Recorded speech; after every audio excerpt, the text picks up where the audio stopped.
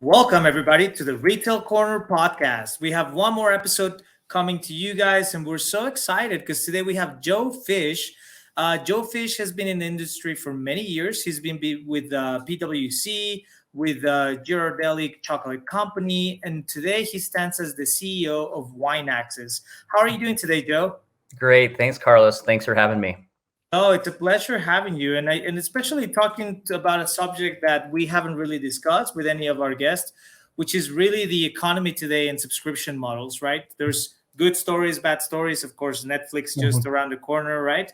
Uh, but when it comes to subscription and winery, how is that going? How do you think the future of that? How did you guys get started? Like, tell us a little bit more about the story, how it began, and where it's really gone down to. Because I think as more and more people, and I hate to always say pandemic or post-pandemic, I think that subject is so dry, it's over and done with. But even before then, we as a culture were gravitating to more online usage and more subscription models and feeling more comfortable in putting our credit card pretty much everywhere, right? And signing up for everything. So how did you guys begin? How did you guys adjust? And where do you see the subscription model going into the future? Yeah, so we were a little late to the game in terms of subscription. So the company was founded about 15 years ago, and it always been typical kind of email marketing, single product send, and that was it. And then in 2017, I always like to say that we innovated by doing something that was popular in the 90s by actually having more than one product in a send, and that's when we rolled out our storefront. And then in 18 is probably when we really started to trial wine clubs.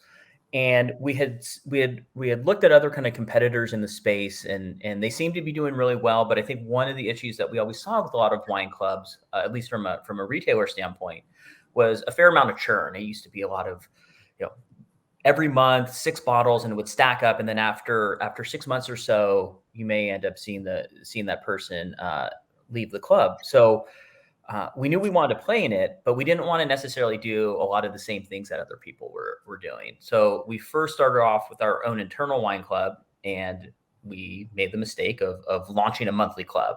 So we had surveyed everything and said, okay, the monthly clubs are really tough and have a hard time working. Great, let's go ahead and do that. We ended up seeing, yeah, exactly. It's just like we had all the right answers there, and we're like, why did we do that? But anyway, we got But it past. happened, yeah. Yeah, it happens. You get excited and you start like modeling it out on paper. You're like, yeah, the revenue's gonna be really high with this. Well, what we ended up doing was, after we saw that the retention wasn't as high as we wanted it to be, we decided to move to a quarterly club. And I think one of the things that people love about us is this discovery aspect, and that's why our single product sends did really well in what we call our daily offer. There'd be a 500,000 word narrative, and people could really explore that. With the monthly clubs, you were pushing so much wine onto the consumer that they didn't really have a chance to kind of explore and play in the other areas of the site. So we moved it to a quarterly club, and we immediately saw a pop in retention, and so it ended up being kind of, we're around 80% retention, which, when we look across Oh, wow. the other subscriptions, especially in wine, uh, we're really proud of that. So a bit of it was late to the game. A bit of it was making a mistake, but then ended up getting our footing, and really excited with how it turned out. And we see this as the main growth driver for us when we look out in 22, 23, and beyond. And I'm sure as you guys kind of discover the path, right? Your target audience, exactly what they wanted, how to react, move from that monthly to that quarterly. You guys probably looked at other organizations to collaborate with, to partner with. How is that process? Like, as you're trying to build that subscription model for folks out there that probably want to do that for their brand, what do you feel is like good organizations to partner with? What should be on the lookout for in order to be able to really pave the road into their subscription model? Yeah. So I think we've been fortunate to find a number of different partners to work with, from the Michelin Guide to Wine Folly to Decanter to Sunset Magazine, and continuing to build more. So I think first and foremost, we need to align from an organizational perspective on having similar values. Because if we don't have that, then then the club and the integration is going to be really clunky. So one of the things, or I should say, multiple things that we really pride ourselves on are wine curation. So absolutely amazing wine team that are curating the best wines in the world. That's all delivered with amazing content. So I'd mentioned before that every offer we put out is about 500 to 1,000 words. We really care about like the people and the place behind it. So when we're thinking about who to partner with, we would want organizations that have a consumer base that also have that as well. They want that curation, they want that content. Another pillar that we always talk about is perfect provenance, always making sure that the wine is in pristine, perfect condition. We would hope that our partners with whatever product they're delivering are the same way. And then lastly, just having a superior customer service team. So again, with those organizations, we want to make sure that they align on those values. So if they don't, then we're going to have a problem from the start. But if they do, then that's a great start. And then kind of the next from there was identifying, okay, once we've aligned on what our values are, we said, okay, what organizations do we think are a natural fit? So the Michelin Guide was for us a very obvious one. I mean, it's fine food, fine wine, high-end consumer. You kind of couldn't ask for, for a more kind of perfect partner in that. There's traditional content marketers when you kind of think about what the guide has done for the Michelin organization. And then the last piece is we didn't want to just rinse and repeat the same club. So we wanted each club to be somewhat distinct. So if it's Michelin, it's going to be built around restaurants and food. If it was Sunset, it was a West Coast, because it's a West Coast publication. We wanted a West Coast club. Wine Folly was going to be more about discovery and off the beaten path. So that's how we kind of went about kind of approaching these different partners. Yeah, no, that makes complete sense. And I'm sure as you're trying to build more and more subscribers, right? I would presume, and correct me if I'm wrong in this presumption, it all comes down to the add-on value, right? Like obviously the story, obviously the experience, but I'm sure that package, right? That package that translates that experience beyond the digital platform, right? Into me physically engaging with it. How do you keep that new and fresh and always exciting for the consumer, right? Because at the end of the day, the products ultimately are the same, right? But how do you guys kind of give it that twist so people keep engaged and keep excited about receiving those packages? Yeah, so I think one aspect of it, and it will be kind of different by each club. So I'll try to pick like an overarching one for each one, though. And when we're selecting wines, we're trying to figure out what wines here are truly special. A lot of times we deal with wines in small quantities that may not be otherwise available to the larger public. So I think there's a notion around product exclusivity for those consumers. Then I think we also try to have added benefits. So with each one of our wine clubs, you actually get 10% off all of your purchases within our either daily offer or store. So that is another added benefit that non-wine club members aren't afforded. When it comes to something like the Michelin Guide, with each one of the shipments, we'll work with the som at the restaurant and the chef to make sure that we're coming up with added either wine pairings or food recipes to go with those wines. So each time we're trying to figure out, okay, like how can we continue to add value into each one of these subscriptions. There can be other things where they'll get special invites to events that we may be holding as well. So we're going to have to continue to figure out what more and more of those are. Right now, they seem to be working really well, but as we know, consumers that must be the challenge, right? How do you keep innovating all the time?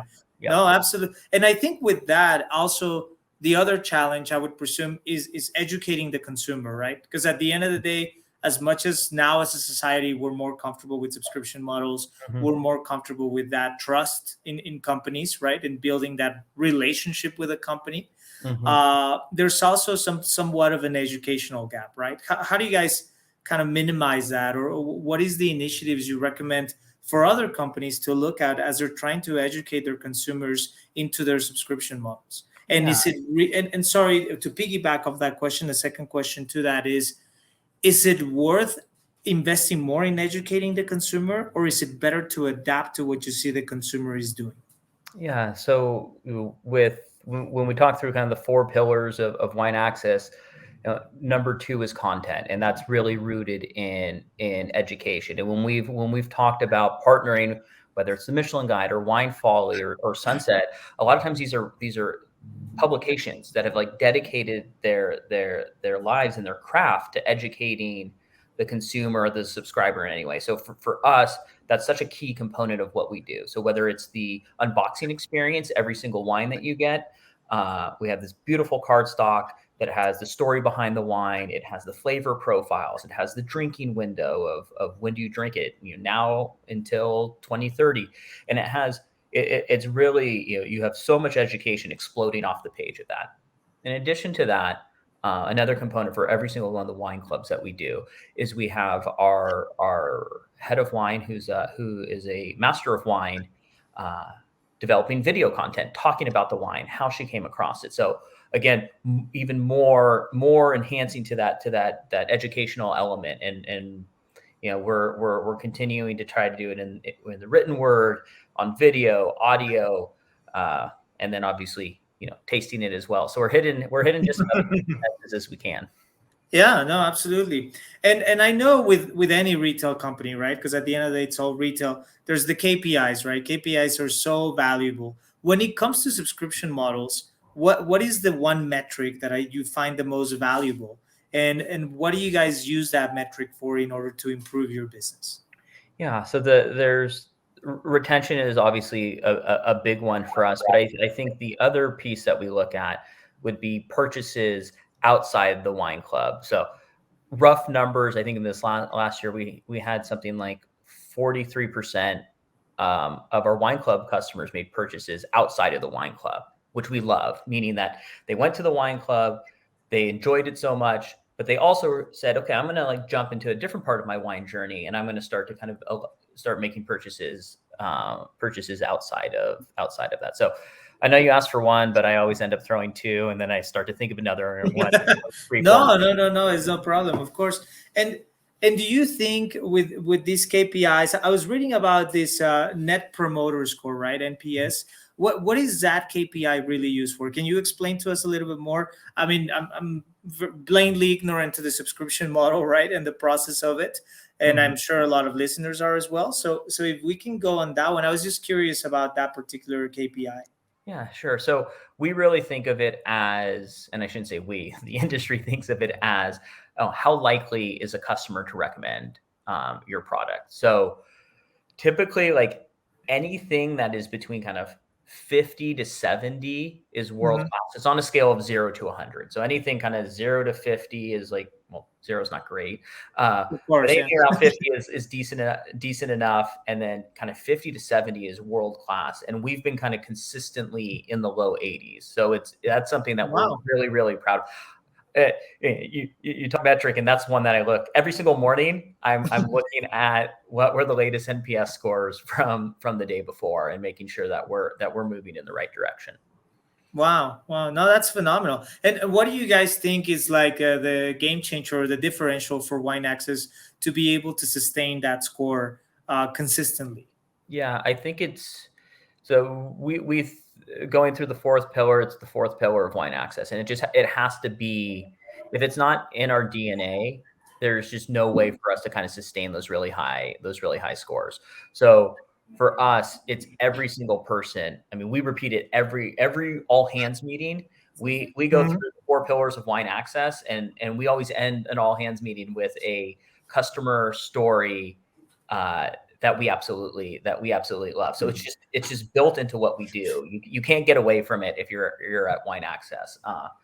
And I spend a lot of time in tickets as well. So I'll be answering customer service tickets every now and then. So if anyone ever gets a note from Joe, that actually is me. And I think that Wow. sort of like commitment to it is what's necessary to really keep those scores really high. No, that's phenomenal. I mean, you lead by example, and that's just great. I mean, it's very rare, right, that you get the CEO answering, replying to customer engagement. But that's amazing. That's really amazing. And with that, let me ask you this. Obviously, when it comes to subscriptions, there's also the elephant in the room, right? Which is I subscribed, I have a great time with the experience, but I also at some point maybe I've decided to be a rum drinker or a whiskey drinker or whatever, right? Point is, everything begins and it ends, right? And a lot of companies make it so difficult for you to be able to end that subscription model. It's like everything is great until you want to finalize that, and it becomes an uphill battle, right? How do you guys engage that, and how do you make that experience for the consumer? And why do you think so many companies make it so difficult? Well, it's easy to lock people in. You're losing revenue in a sense. The way that we've always approached, I mean, we have a great customer service team. So you can, you write in and say cancel, and basically next day it's gonna get canceled. We do have a great relationship with our consumers, and we do end up having really good dialogue. So a lot of times, if someone doesn't want to be in the club anymore, we're fine with that. But we do want to understand why, because if it's something that we did and they're just to leave we can't fix that going forward. Most times what we find is I just have too much wine and I need to take a break for 2 months and then bring me back on board. There have been competitors that we've seen where it's been extremely difficult, and you see it all over the message boards. So we've always said, well, why would we make it so difficult? Because maybe they don't want to be in a wine club, because they now have said, actually, I know what I want now because Wine Access, you've educated me. So I'm going to move more of my purchases into your store or buying off your daily offer. So I've never understood why you would ever want to leave a customer with really bad taste in their mouth, because we're thinking about how do we build a 10-year or 15-year relationship, and taking off a customer over $150 per quarter subscriptions just seems crazy to me. Yeah, no, I absolutely agree, because at the end of the day, by doing that, you're firing your customer, right, forever. And it's like any business is repeat business, right? Otherwise, it's not business at all. And to your point, it's great that you guys have that accessibility to be able to have that, because it's not a definite no, it's just a not right now, right? And it's turning that around, like you very well mentioned. And the last question I have for you, Joe, and I like to ask this of everybody that we have as a guest, is if you have one piece of advice for both entrepreneurs or executive folks who are, learning, growing their team, growing their career, what is the one piece of advice out of your entire experience that you would say, for them to focus on? Yeah, it's get the right team on the bus and keep them as long as you can. I think that's like everything else, like will kind of come into place. Like even if the strategy is not perfect, if you have the right team, you're going to figure out how to get to the right place. So that's hands down number one. Absolutely, I agree with you. We're only as strong as the people that surround us, right? And we can always adjust. We can go through the rough and the good times, which there'll always be. But if you don't have the right team, it's easy to succeed when everything is great. But when there's problems, that's where you really need the key players. Absolutely. 100%. Well, Joe, it was a pleasure talking to you. Thank you so much. Guys, Wine Access is amazing. Get to it. Get to know wine. Subscribe to it. Enjoy it. And, you never know. Joe might actually be answering one of your messages or questions that you have out there. So that's phenomenal. And it was a pleasure to have you. And I really look forward to maybe in the 6 months to a year, circling back, seeing how the journey is treating you and what you guys are doing to change the game. Yeah, anytime, Carlos. So happy. Would love to come back. Awesome. Thank you so much. Thanks. If you would like to be featured on our podcast, please email us at podcast@retailcorner.live or visit our website, retailcorner.live. Looking forward to having you as our guest on our podcast, and thank you so much for listening.